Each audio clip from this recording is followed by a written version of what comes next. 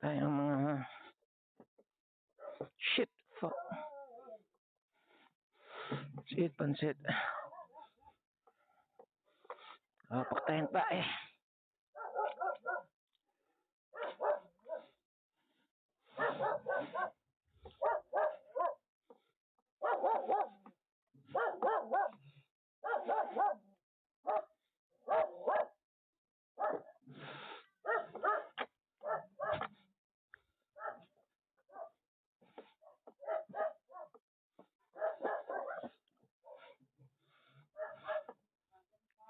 Oh, may.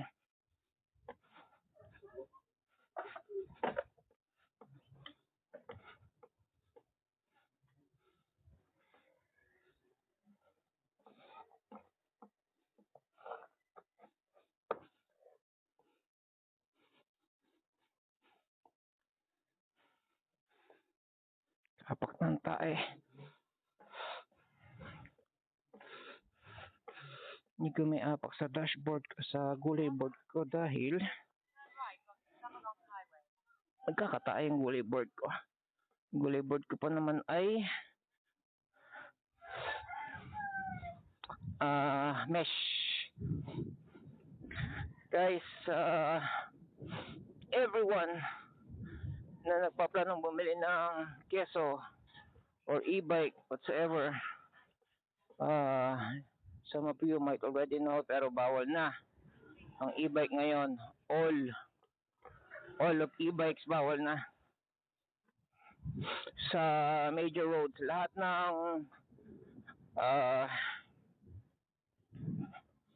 yeah, yung pinapadaan tayo sa taktak. Tama, taktak to. Ang lakad ko ngayon ay sa sa tag nito. Iniising ko lang ng sapatos ko. Makukuskus ko to sa sa aking gulay board eh.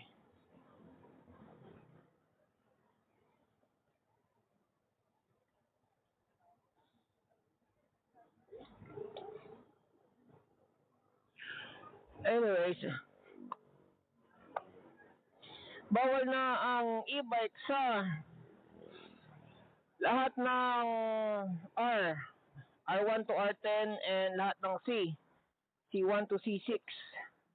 And that includes Marcos Highway. So, mga nag-e-bike dyan, Marilake, Marcos Highway, sabi, bawal na e-bike. Penalty is 2,500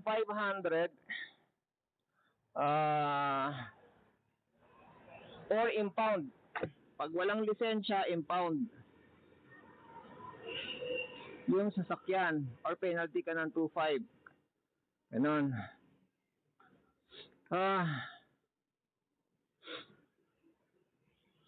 Sakat sa loob. Especially ngayon, kukuha pa lang ako ng battery, dami yung mga gastos dito. Actually, itong battery na to, na-push lang ako nito ng ng bangko, bangko ng home credit ba? Tuli na. Titipid pala tayo. Dali. Tipid tayo. Puro ahon to, shit. Ang wala lang sa listahan is Sumulong Highway. O maigi naman din nila sinama to. 15 kilometers ang lakad natin. Teka, mag-cross man lang tayo. Imagine ko, ano bang maximum speed? 50 and above. Bawal na yung kayang 50 and above. Ano ba 50 and above? Plus 10 to sa puta. 50 and above plus 10. Basta yun, 50 and above. Hindi. Ang 50, wala, lahat bawal. Inaano ko lang yung category, category L3. Inaapila ko lang sa MMDA website. Hindi website, MMDA, FB page. Na wag niya lahatin. Kasi tulad nito, L3 to eh. Ngayon nagpalit na ako ng hub lahat. Oh.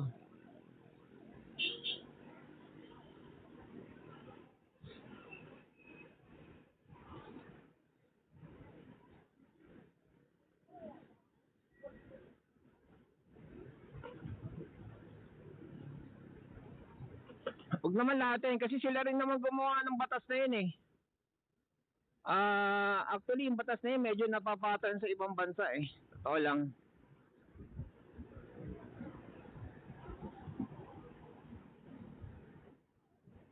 Trust na nga tayo, puta. Hopefully makarating tayo doon ng hindi malalobat 15 kilometers. This is one of the reason nga na tawag nito. One of the reason na kailangan ko ma-upgrade ng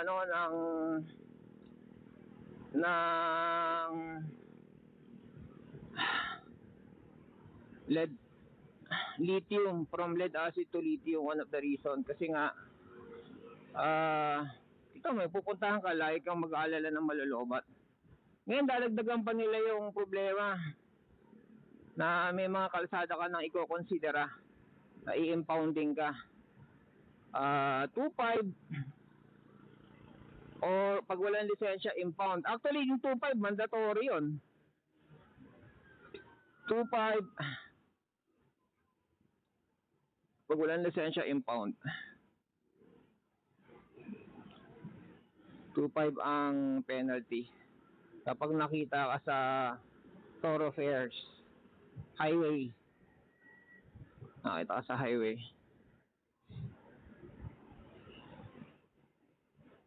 Mga highway, buti naman di sinamay sumulong kasi mga highway, recto, ayan, lahat yan, listahan, kung bisado yung mga C1 to C6, lahat yan, bawal na dyan, impound, and 2.5. Ang apela ko, kami mga L3, okay, kami mga L3, paano na, ako, magpaparehistro na ako sa LTO, alang-alang syempre maraming pros and cons yan, pero fuck the pros and cons ng may rehistro. Rehistro na to, wala na tayong choice sa ginawa nila in general. Ngayon pag narehistro to, at pag narehistro ba to, okay, ano na ba, pwede na ba sa pwede na ba sa mga highway?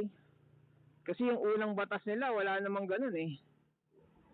Wala namang bawal sa highway kapag kapag e-bike ang nakalagay lang doon, tulad nito, tok-tok pala to. Ang nakalagay lang doon, basta't magpaparaan ka. Ibig sabihin, sa mga matutulin, mag-giveaway ka. Okay? Yung mga category L2 pababa, mag-aano ka, ang tawag nito, category L2 pababa, puta na, 65 ka agad Saan ba punta ko? Okay, akyat pala muna ako. Ito pa talaga yung madali, tangina.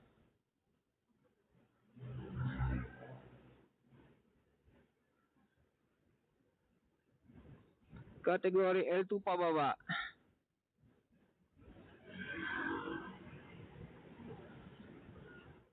Pwede pa rin dapat pero magpaparaan sa mga matutulin sasakyan. Ang problema, hindi siya kinampaign. Bakit ganito kinampaign nila? Meron existing na batas eh. Bakit ganito ginawa nilang campaign? Ang government, actually itong bansa natin yung liderato natin more on reactive eh. Hindi proactive eh. Reactive siya sa mga vlogger. Yung mga vlogger na nagsasabi, puta na yung bahara-hara sa dadaanan ko, mga hayop yan, iban nyo nga lahat yan. O, nagre-react sila.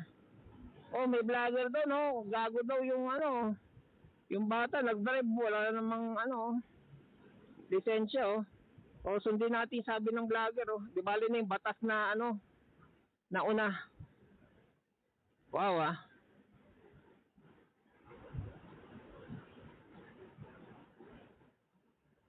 Baka pwedeng magbasa-basa din ng ano, ng batas.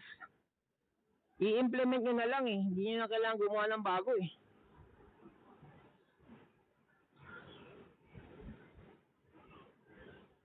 Tsaka, ibabase nyo sa mga vlog tsaka sa mga comment ng tao.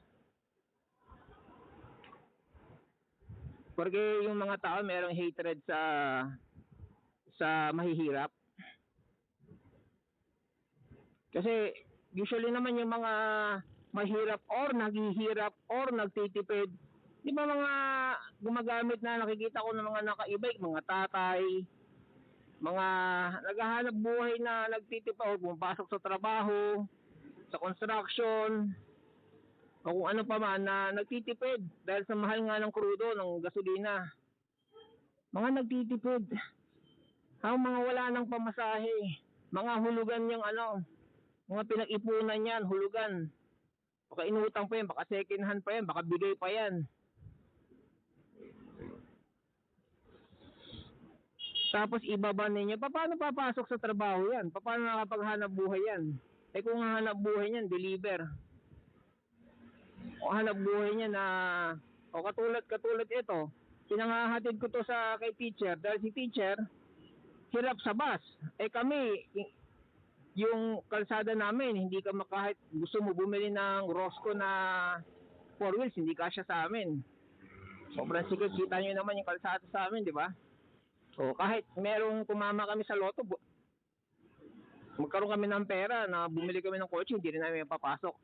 So kami yung mga tao na walang kakayanan bumili ng sasakyan, na hindi pwede magkaroon ng 4 wheels, na ganito lang, 2 wheels lang. O, para hindi rin magastos sa gasolina, o kaya ganito ang binibili namin. Wow. Durugo ng mahihirap.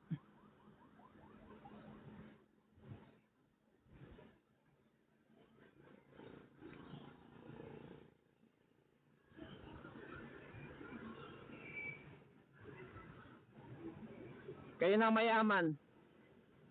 Kayo na mayroong 4 wheels.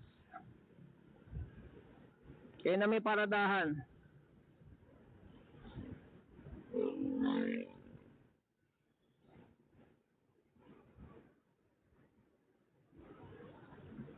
Paano aasenso yan? Ang solusyon dyan, paupuin nyo ako dyan sa MMDA na yan. Solusyon dyan, edukasyon.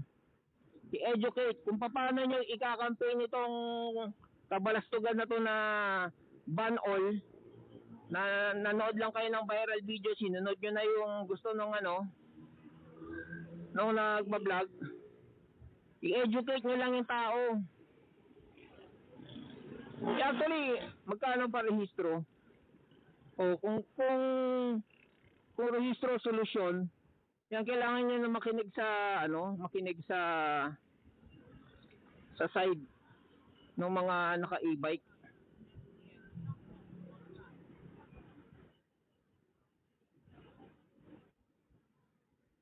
Pakinggan nyo rin yung side ng mga e-bike users.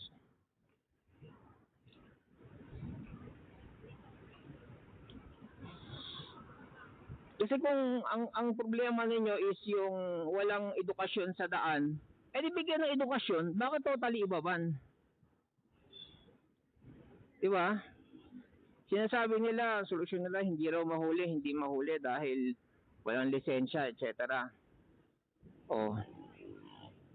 Dahil gusto nila 18 years old and above.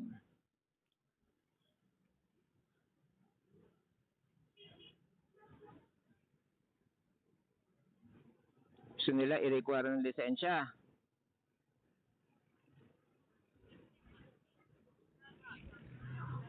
Doon muna tayo sa category L3. Sige, at least yun, matutulin yun. Category L3, kagaya nito. Sa category L3, mga upgraded na, lisensya ako, may lisensya ako, updated lisensya ko, rehistro na lang, sige, pupunta akong LTO. Pero di ko to dadalhin doon, putya, baka hindi na makabalik. Kung kailangan ng rehistro, punta akong LTO, magbabike lang ako, ikukwento ko lang yung yung pangyayari ngayon kung pwedeng magparehistro. And I doubt kung anong gagawin nila. Kasi merong nagpunta ng LTO, hindi sa main, hindi siya nakapagparehistro.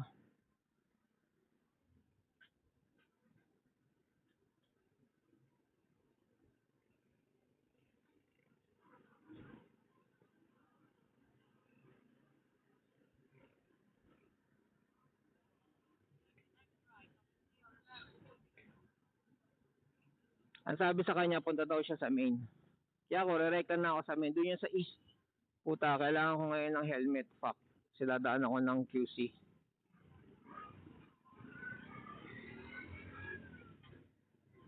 Kaya itong helmet ko, daling ko.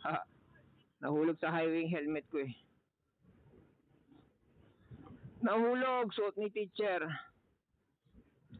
Hindi niya sinukbit sa leeg. Tapos hinangin. Ayun, laglag. And tuli namin na, siguro nasa 70 kami.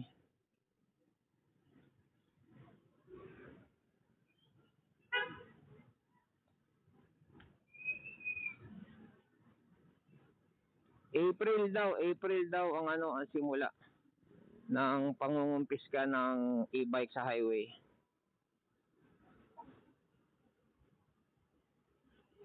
$2,500 ang penalty. First offense and second offense, $2,500. Sa magandang kaperahan yan sa gobyerno.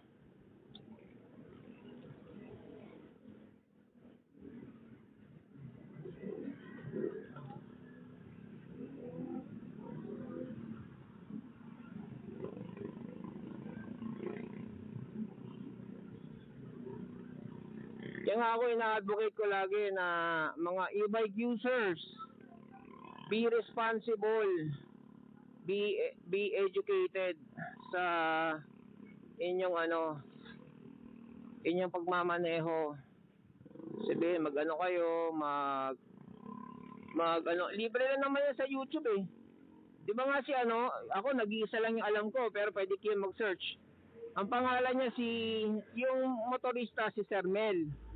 Siya nagmo-motor siya, ang motor niya NMAX, pero may mga tips siya and advice sa pagmo-motor. Ganyan, tips yun na personal niyan, tips yun through experience, ganyan. Na alimbawa may blind spot, ganyan, ingat, ganyan. Meron siya mga tips. Pero kung gusto niyo legit talaga na driving school, ang pangalan ng channel niya, Majestic Driving School. Siya may-ari talaga siya ng driving school. Tapos yung mga lesson niya, actual lesson niya, both actual and lecture sa classroom, pinopost niya, ina-upload niya. Yun. Mahal ang bayad doon, parang 1.5 per session yun. Pag actual ka mag-enroll sa kanya, pero ina-upload niya na libre yun sa YouTube. Yung pag-aralan niyo yun, manood kayo sa kanya, tinuturo niya katulad nito mga broken line na yan, broken line, straight line, ganyan. Ang broken line, doon ka lang pwede pumasok. Pag straight line, bawal gumalaw. Ibig sabihin, huwag kang gagalaw, magpapalit ng lane na tatawid ng straight line. Mga ganun ba?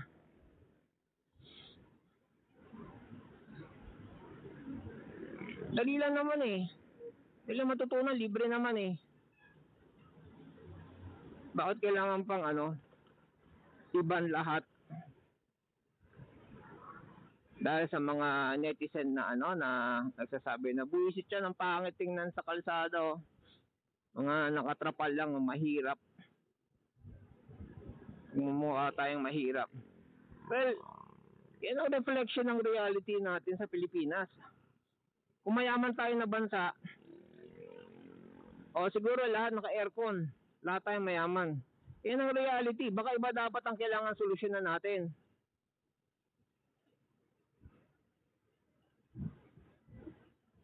Diba? Baka lahat naka-Porsche, Lamborghini, kumayaman lahat. Hindi kayo problema sa nakatrapal na e-bike.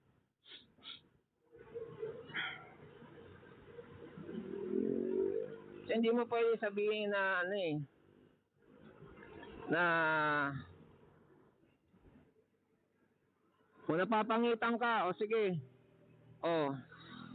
educate them na gawin yung malinis yung di ba ginawa na ni Digong yun, na gawin yung malinis yung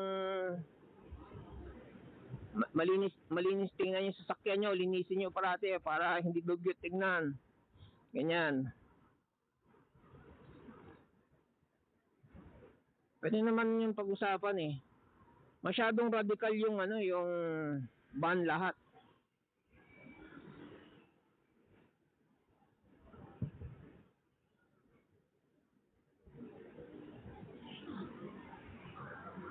Para hindi na kailangan mag-aral, hindi na kailangan pag-aralan. Banyo na lang yan.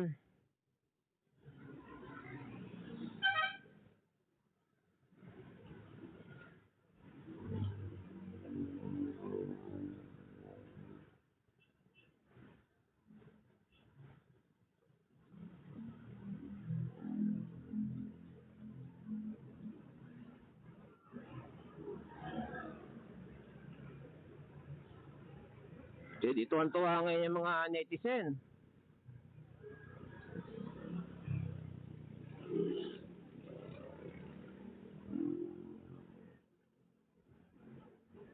Ngayon pupunta pala ako sa gagawa ng battery. Ayun na, hindi ko man lang mai-enjoy yung battery nito. Bawal na sa highway. Hindi lang ako gentleman kausap, kinancel ko na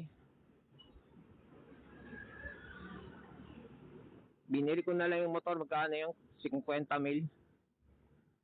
Second hand ng motor na lang sana binili ko doon. Although ko na second hand na, magda-down na lang siguro. Panda-down ko siguro yun.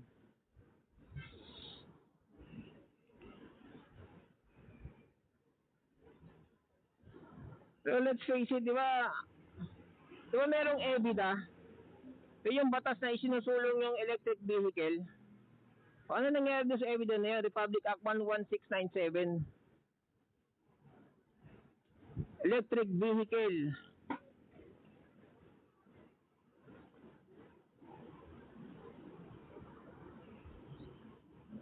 Na na sinusulong nga yung EBITDA niya, sinusulong nila yung electric vehicle.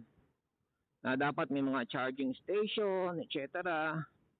Pinopromote, sinusulong para sa ating kapaligiran. Ano nangyari sa EBITDA? Nagpadala kayo sa mga nyaw-nyaw ng mga netizen. Sinasabi nila 500, ilan yung incident. Sa 500 incident na sa isang taon 200 plus lang doon yung vehicular crash, 200 plus yung merong nasaktan, dalawa yung namatay, okay? Sa loob ng isang taon. Ano ba mga incident yun? Sino ba may kasalanan yun? Talaga investigate. Ngayon, ikumpara natin yun sa nakamotor. Ilan ang meron sa motor? 22,000?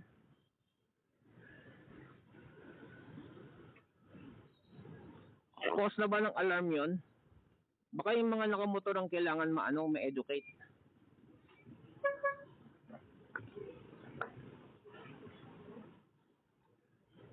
Hindi yung mga e-bike users. Kasi kami, totoo lang, nagta-travel kami na ang emission is reduced.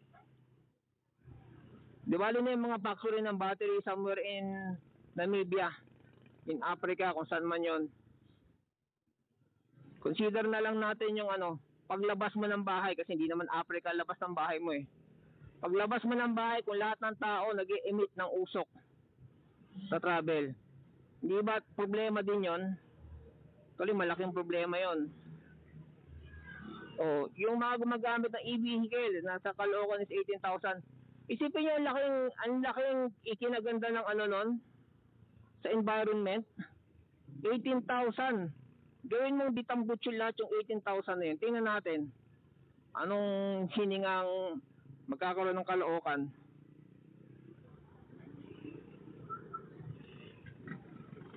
Nakakabuti tayo sa environment. Tayong mga e-bike user. Yung mga change all na lang yan eh. Pag tinapon yan, no, perwisya yun eh.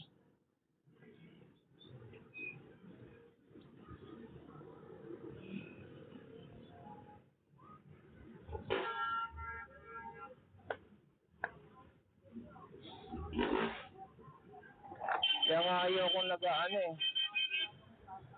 Ayaw kong nagmamotor dahil sa mga perwisya shots. Ayan o, kita nyo yan? Kita nyo yan? Usok na yan? Oo.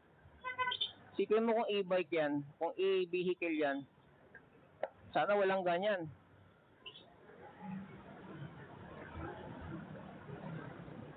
Masyadong na-generalize eh. Pinopromote ang ang e-vehicle.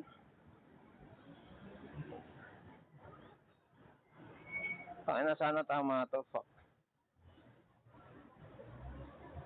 Tama nga ba to? Pag ito mali, shit, balik. Parang mali eh. Hindi, tama.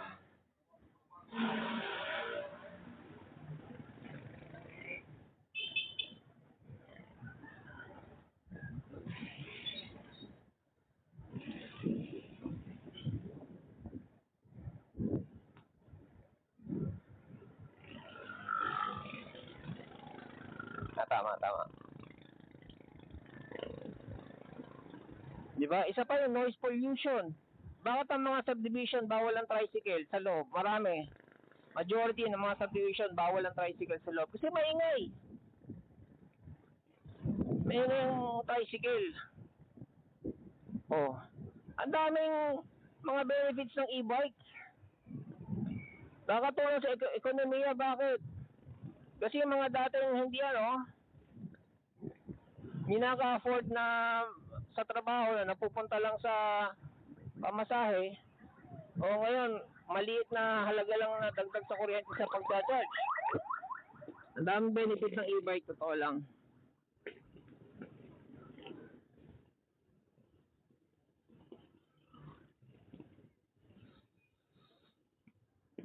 Especially sa mga highway.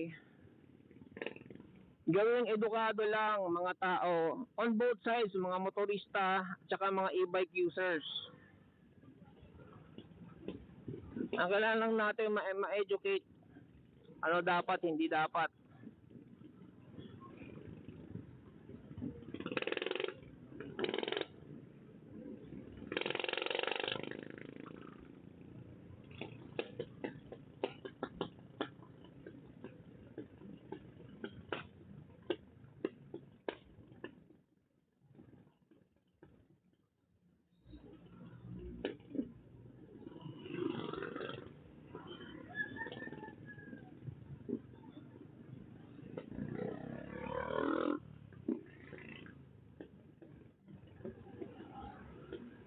Totoo lang, I can go faster as necessary, as needed.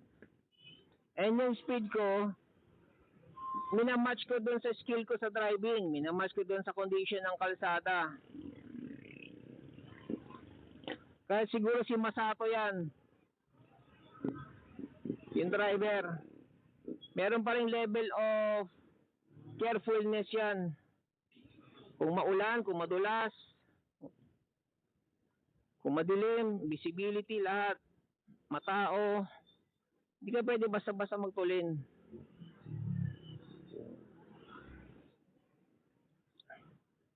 Tsaka syempre merong minimum speed, katulad nito school zone to. Oh. May minimum speed dito, bawal nga bumusina sa ganito eh. School zone, church zone. Oh. Eh kung noise pollution lang, ang laki na lang naitutulong ng e-bike o sa mga bawal mag-ingay. Di ba? Sa mga nakatira sa gilid ng kalsada, hindi ba't yung unang gumigising sa inyo yung ingay ng sasakyan, ingay ng truck, ingay ng tricycle, lahat. Eh kung imagine mo e-bike lahat ang dumadaan, di tunog lang ng daan ng gulong sa kalsada maririnig mo.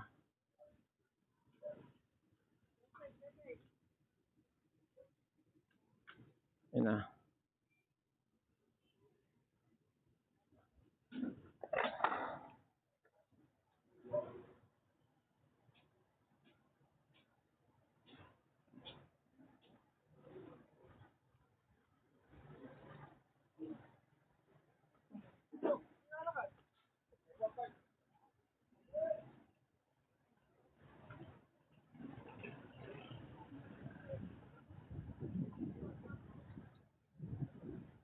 Kasi yun lang ang kakayanan ng tao eh. Kaya nag-e-bike katulad nito. Oh. Magkano yung ganyan? Nag-canvas kami yan eh. Nasa 10,000 to 14,000. Oh. Sa halagang ganon, charging na lang ang gastos mo.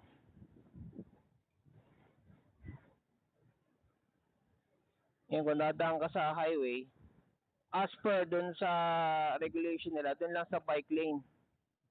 Pwede naman sa bike lane eh. Ang pangit nga lang ng bike lane sa Marcos Highway. Kasi yung bike lane, yung ginawa nilang bike lane yung bangketa. Which is, para ka nagdadrive sa rough road, bundok. Hindi siya pantay. Pwede, oo, iano mo. Pero, kailangan yung lakad mo pang turista. Hindi pwede yung papasok ka.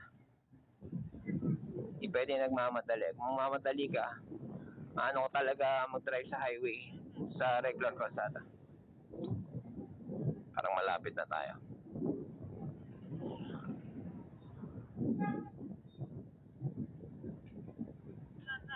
Sige nga, bigyan niya ng kotse. Lahat ng mga naka-e-bike. Hindi ba't lalo tayong sisikip? Lahat nakakotse na. Lalo tayong sisikip yan eh. At least yung e-bike, yun eh. Lalo na kahit yung mga 4 wheels, maliit lang yun eh. Siyempre, gagawin nilang magaan at maliit para hindi lakas sa battery. 'Di ba? Para tayong sisikip, bigyan mo ng kotse yung mga naka-e-bike. Sisikip tayo niyan lalo.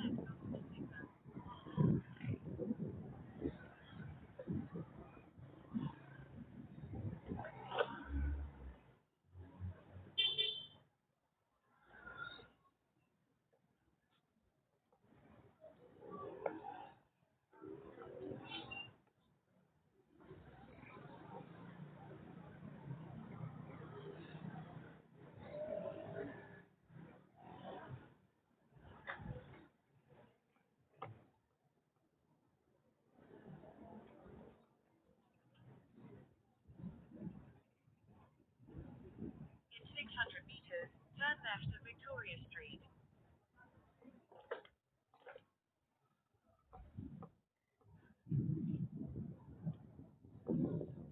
Turn left or turn right?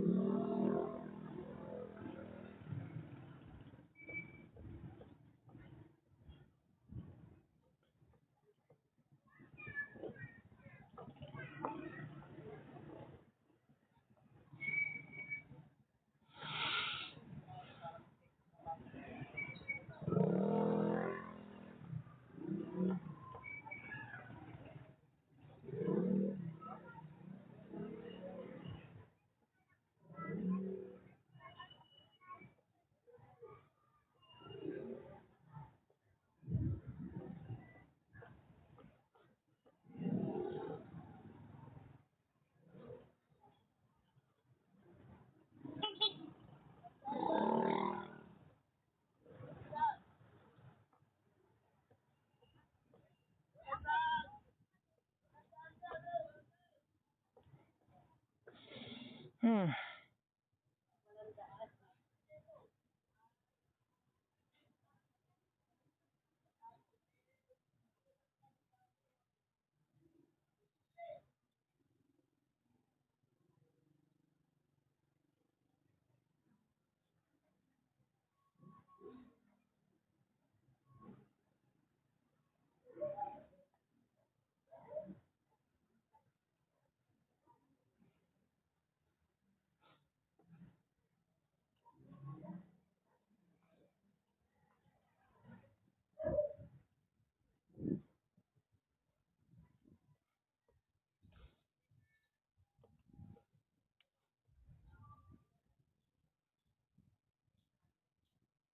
Take the next left of Victoria Street, then turn right.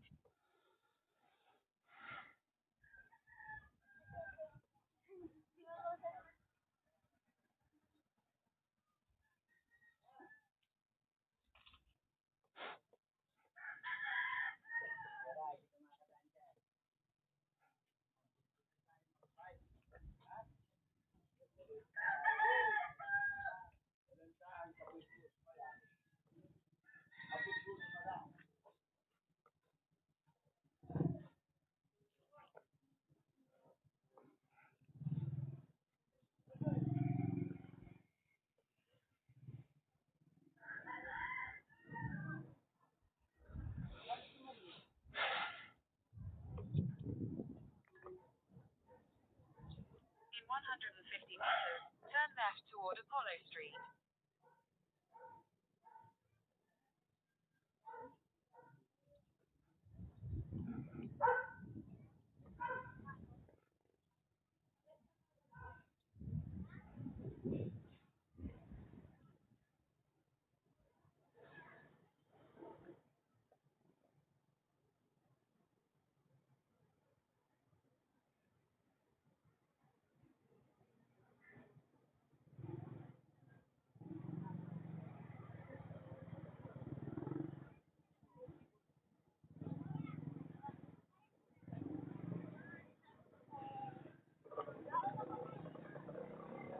In 150 meters, turn left of Victoria Street.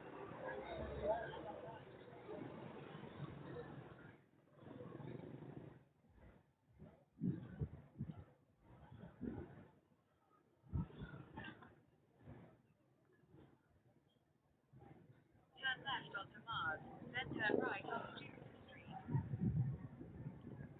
In 100 meters, turn right onto Neptune. Take the next right onto Neptune, then turn right onto Sun Street.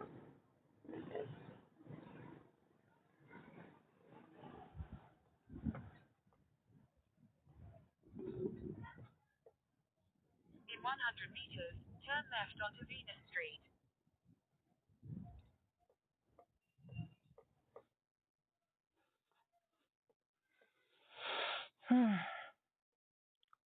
Take the next left onto Venus Street, then turn right onto Pio Campo.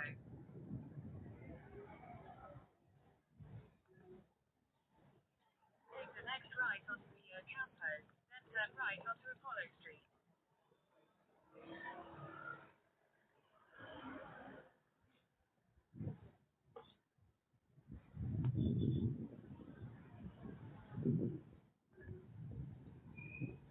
In 100 meters, turn left onto Saturn. Take the next left onto Saturn, then turn left onto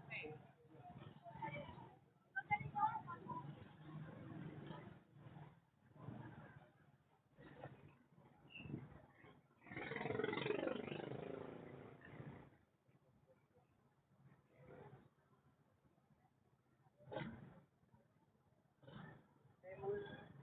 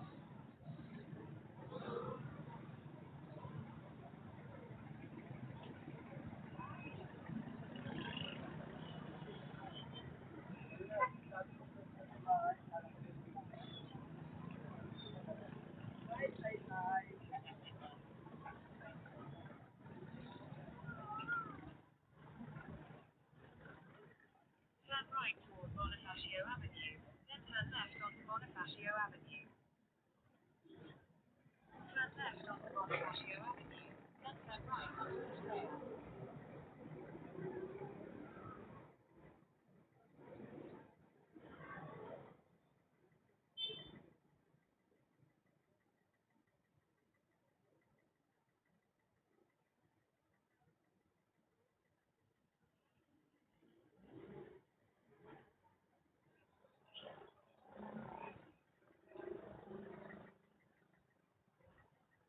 Punta na Estrella.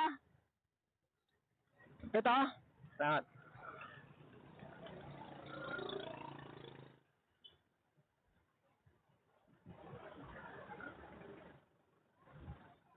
Take the next right onto Estrella.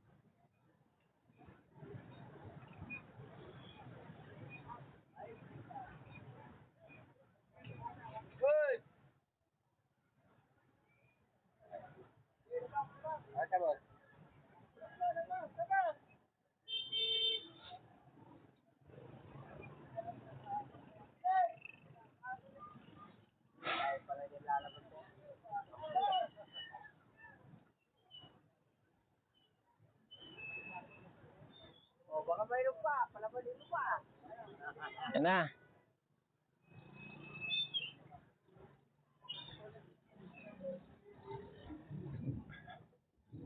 In 300 meters, turn left onto Victoria Street.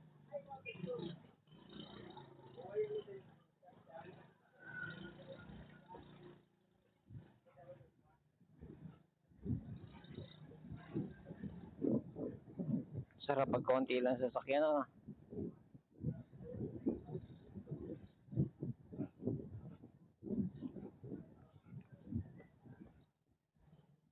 May mga lugar naman na matao, pero ang isipin mo, Fortuner sasakyan mo, ganito ka dumadaan, ano? Shit. Bagay, doon na siya sa destinasyon niya.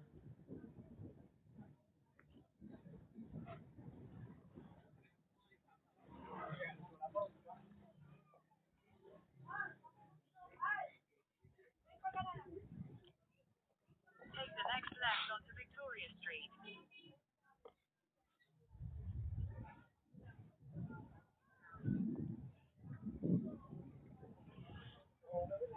Ah, dito ako galing.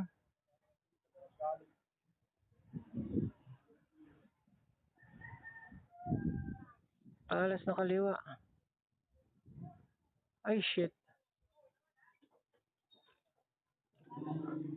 Pwede ba? Ha? Fuck.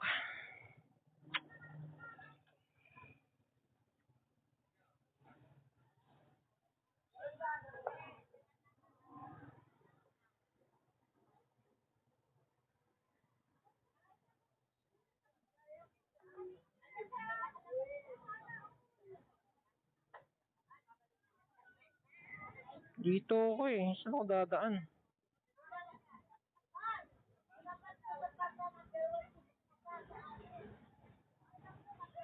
Oh.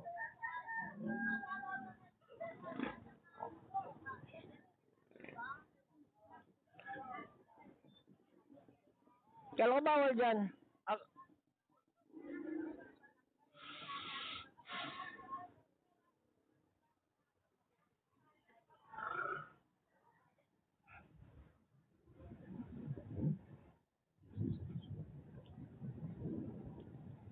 In 150 meters, turn right toward Estrella. In 200 meters, turn right at Apollo Street.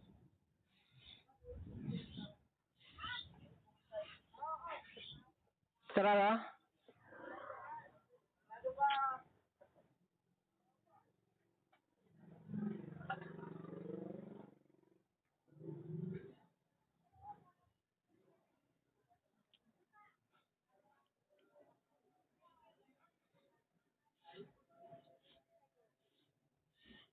mo ng pambayad, sabi mo, inayad mo na kamo yun. Kamo, ha?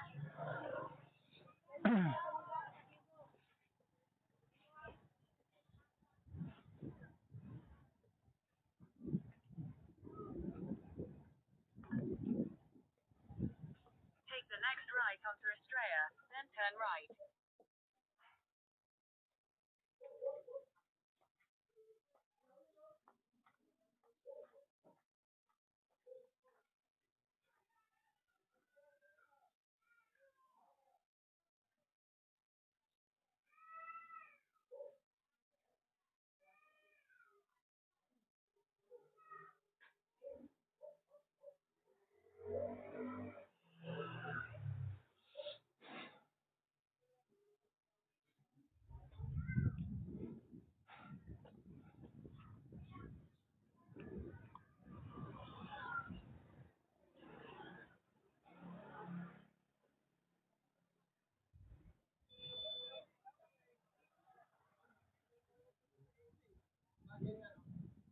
Boss pa Victoria ako, makakalusot ba ako dito? Victoria. Street. Victoria? Victoria Street. Kainta, kainta. Oo. Bunga na yan. Victoria na to? Ano natin? Ito, tino sa mapa. Dito ako eh. Kung di ako makakalusot dyan, saan ako dadaan dito? Dito punta ko. Ano pangalan? Ano, motor shop siya, motor shop.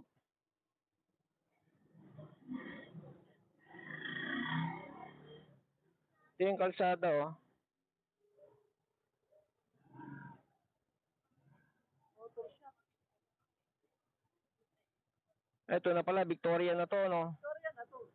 Ito, bye-bye itong Victoria dito. Saan babanda yung sementado dyan? Yan, sa dulo dyan.